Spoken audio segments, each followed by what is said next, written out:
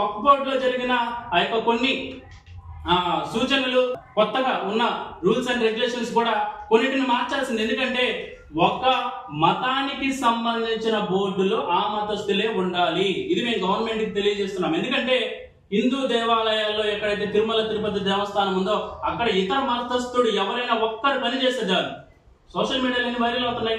Christians ఎందుకు పెడుతున్నారు ఇక్కడ, ముస్లింస్ ఎందుకు పెడుతున్నారు ఇక్కడ అని అంటున్నారు. అలాంటిది వక్ఫ్ బోర్డులో అన్ని మతస్థులు ఒక ఇద్దరు ముగ్గురు ఉండొచ్చు అని మీరు ఎలా చెప్తారు? తర్వాత అమిత్ షా గారు మాట్లాడుతున్నారు. ఒక గొప్ప విధానం ఏంటంటే అంబేద్కర్ అంబేద్కర్ అంబేద్కర్ అంటే ఏమొస్తుంది? దేవుడిని పేరు తెలిస్తే స్వర్గానికి వెళ్తారు.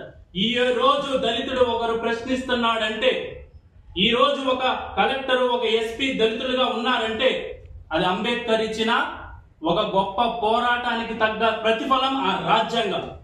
ఈ రాజ్యాంగాన్ని ఒకేసారి తీసేస్తే దేశం అల్లకల్లోలం అయిపోతుంది అని చెప్పేసి వారు ఒక్కొక్కటిగా హక్కులన్నింటినీ నాశనం చేస్తున్నారు. ప్రభుత్వానికి మేము ఒక హెచ్చరికలు విడుదల చేస్తున్నాం. ఈ దేశంలో ఎంతమంది జనాభా ఉన్నారో వాళ్ళందరికీ సరిపడా డిపార్ట్మెంట్ అనే వాళ్ళు కూడా లేరు. ప్రతి ఒక్కరికి చట్టం తెలిసిందంటే, ప్రజలు తిరుగుబాటు చేశారంటే ఎవ్వరు కూడా తట్టుకోలేరు.